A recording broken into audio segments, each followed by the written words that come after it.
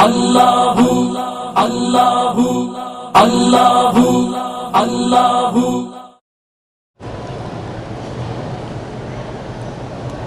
کہتے جی میں سال بھر سے بیمار ہوں، علاج میں کوئی فائدہ نہیں ہوا، مجھے رپورٹ آئی ہے کہ تم پر جادو۔ کس کی رپورٹ آئی ہے؟ نہیں، تمہیں کہ ڈاکٹر کو پتہ لگ جاتا ہے کہ یہ جادو ہے۔ بہرحال سورۃ البقرہ پڑھا کرو اور ہیڈ فون لگا کے سنا کرو، اگر جادو ہے تو بھاگ جائے گا۔ ہاں، کلونجی کا 7 دانے کا ذکر نہیں، یہ ذکر ہے کہ حبۃ السودا جو ہے اللہ نے اس میں شفا رکھی ہے۔ وہ تو علماء نے ایک طریقہ بتایا بھی 7 دانے ایسے بس چوس لیا کرو، ضروری 7 ہوں، 3 ہوں، 2 ہوں، 4 ہوں، یعنی زیادہ بھی نہ ہوں، کیونکہ یہاں اس حدیث کے مطابق لوگوں نے کلونجی کے تیل نکالنے شروع کیے، پھر کیمیکل سے نکالے، لوگوں نے جناب پیا، گردے فیل ہو گئے لوگوں۔ سر درد اور ڈپریشن کی دوا کیا ہے؟ دوسری شادی کر لو۔ ہنسنے کی کیا بات؟ جب وہ درد شروع ہوگا اپنا تو بھول جائے گا نا، پھر تو گھر کا درد شروع ہو جائے گا نا۔ جب بڑا درد آئے چھوٹا تو خود بخود بھول جائے گا۔ اللہ کے بندے زمزم پی کے دعا کرو، ہر بات مجھ سے پوچھتے ہو کہ میں کوئی بزرگ ہوں۔ نور فاطمہ نام رکھنا جائز، صرف فاطمہ تمہیں تکلیف ہے کہ ضرور ساتھ نور بھی لگانا ہے؟ حضور کی بیٹی کا نام فاطمہ تھا یا نور فاطمہ تھا؟ بالکل غلط ہے، صرف فاطمہ رکھو یا صرف نور رکھو۔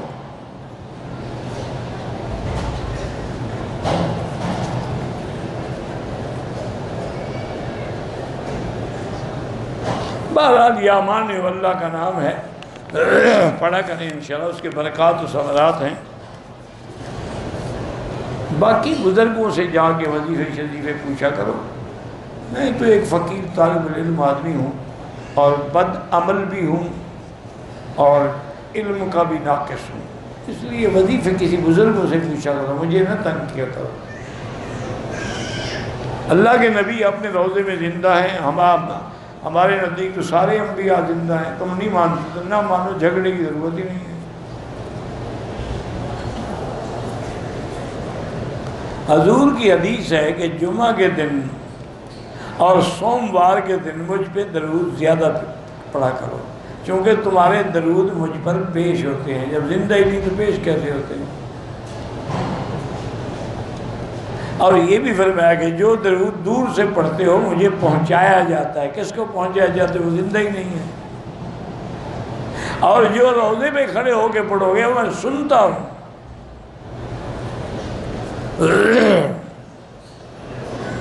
میٹھی چیز کھانا سنت، کھانے سے پہلے سنت ہے کہ پہلے 2-3 دانے کھجور کے کھاؤ، کیونکہ معدے کے اندر پھر کھانے کی اشتہا پیدا ہوتی ہے۔ ہم نے تو خیر سویٹ ڈش جو ہے بعد میں بنائی ہے نا، حضور کی مخالفت کرنی ہے نا ہم نے ہر عمل میں۔ حضور نے کہا کرسی پہ بیٹھ کے کھانا نہ کھاؤ، ہم کرسی پہ بیٹھ کے کھائیں گے۔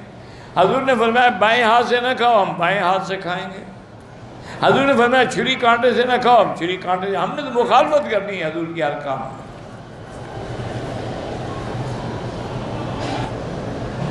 میری بہن کی لڑکی کو جلدی بیماری ہے، میری بیٹی اس کے لیے زمزم استعمال کریں، اور قرآن کی آیت ہے لیس لہا من دون اللہ کاشفہ، وہ پڑھ کے کسی کریم پہ دم کریں، وہ لگاتی رہیں۔ بیر شفا، بیر زحا، مجھے نہیں پتا آپ کیا پوچھنا چاہتے ہیں۔ محمد سالم نے بمبئی سے آپ کو سلام کہا ہے، بڑی مہربانی، اللہ خوش رکھے۔ مقام ابراہیم کو نہیں چوم سکتے، ماں سوائے حجر اسود کے اور کسی جگہ کو چومنا نہیں۔ حجر اسود کو بھی ہم اس لیے چومتے ہیں کہ حضور نے چوما۔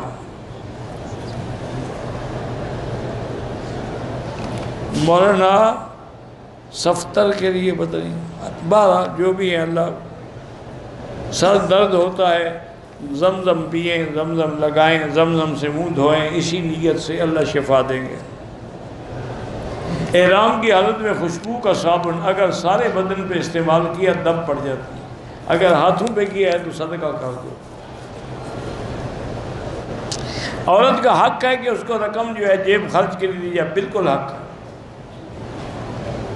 اللہ پاک نے عورتوں کا آپ پر حق رکھا ہے وَلَهُنَّ مِثْلُ الَّذِي عَلَيْهِنَّ بِالْمَعْرُوفِ.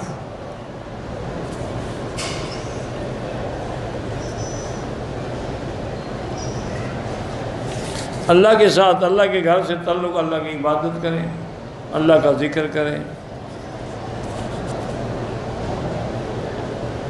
طواف کسی اور کے لیے بھی کر سکتے ہیں، عورتیں بھی جنازہ پڑھ سکتی ہیں. ایک عمرہ کر لیا، دوسرے عمرے کے لیے احرام دھونا ضروری نہیں ہے.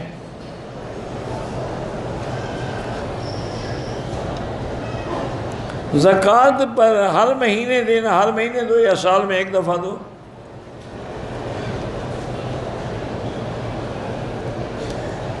ہم نے مدرسے میں قربانی کے پیسے جمع کرائے ہیں، بات ٹھیک ہے، وہ ضرور کرتے ہیں، باقی ٹائم وغیرہ ان سے خود سیٹ کرو. صفا کے بعد 2 رکعت نہیں ہے، بعض علماء نے مستحب لکھا ہے. کلمہ کفر نعوذ باللہ غیر اللہ کو پکار لو تو کلمہ کفر ہے. ختم نبوت کے انکار کر دو تو کلمہ کفر ہے. شیطان کو مدد کے لیے پکار لو تو کلمہ کفر ہے. جب کافر ہو گیا تو نکاح خود بخود ٹوٹ جائے گا.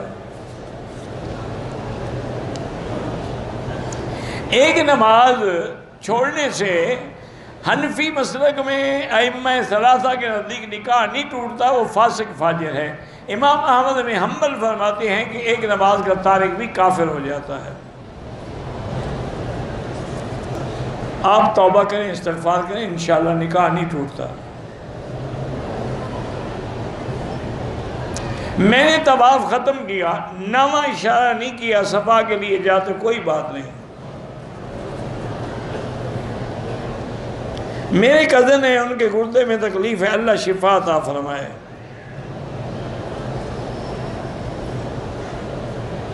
ایک تو میرے عزیز ہیں، ان کو شوگر ہے، اللہ شفا عطا فرمائے.